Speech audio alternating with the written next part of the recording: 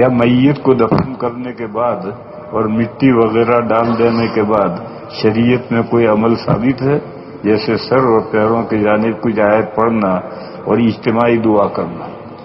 سرہانے پر سورہ بقرہ کے اول و آخر، سورہ بقرہ الف لام میم ذالک الکتاب لا ریب فیہ، وہاں سے لے کر مفلحون تک، اور آخر آمن الرسول سے لے کر کے آخر تک، ایک آدمی سرانے یہ دونوں پڑھے اور دوسرا آدمی پایتی دونوں پڑھے،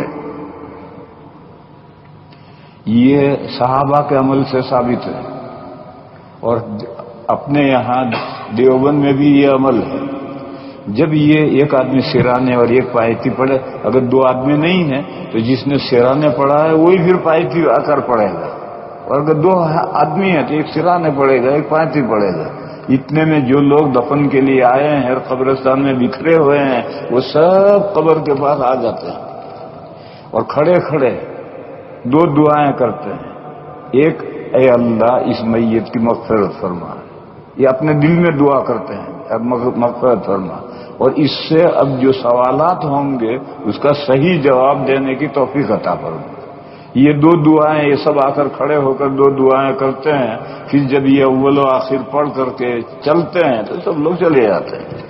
دیوبند اور سہارنپور دونوں میں 60 سال سے میں یہی طریقہ دیکھ رہا ہوں، سب آ کر کے کھڑے ہوں گے اور ہر ایک دعا کرے گا، یہ دو دعائیں کریں گے، اجتماعی دعا نہیں ہوتی کہ ایک آدمی دعا کرے اور دوسرے آمین کہتے رہیں اور سمجھے کوئی بھی کچھ نہیں، ایسا نہیں ہوتا ہے۔ یہ گجرات میں ہوتا ہے، یہ دیوبند میں اور سہارنپور میں نہیں ہوتا۔ آپ لوگ دیوبندی ہو تو دیوبند اور سہارنپور میں 60 سال سے دیکھ رہا ہوں کیا ہو رہا ہے۔ دیوبندیت یہ ہے، گجرات میں جو ہو رہا ہے وہ دیوبندیت نہیں ہے۔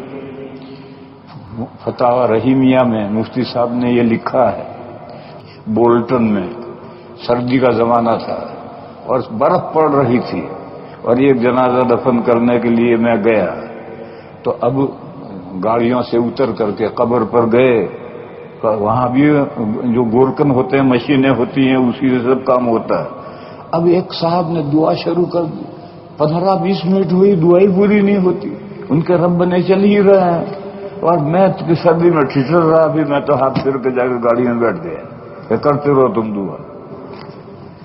اس لیے بھائیو دعا تو اتنی ہوتی، دو ہی دعا کرنی کہ اللہ اس بندے کی مغفرت فرما اور اس سے جو سوال جواب ہوں گے اس کا صحیح جواب دینے کی توفیق عطا فرما۔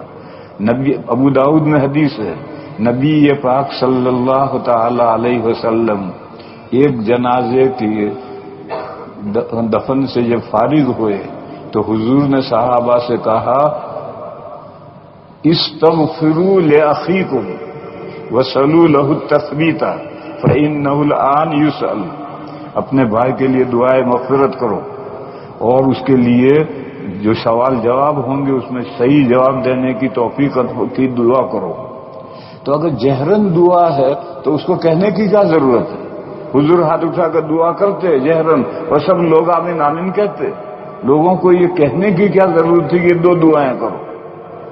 یہ کہنے کا صاف مطلب یہ ہے کہ جہرن اجتماعی دعا نہیں ہوگی، ہر آدمی اپنے طور پر میت کے لیے دو دعائیں کرے۔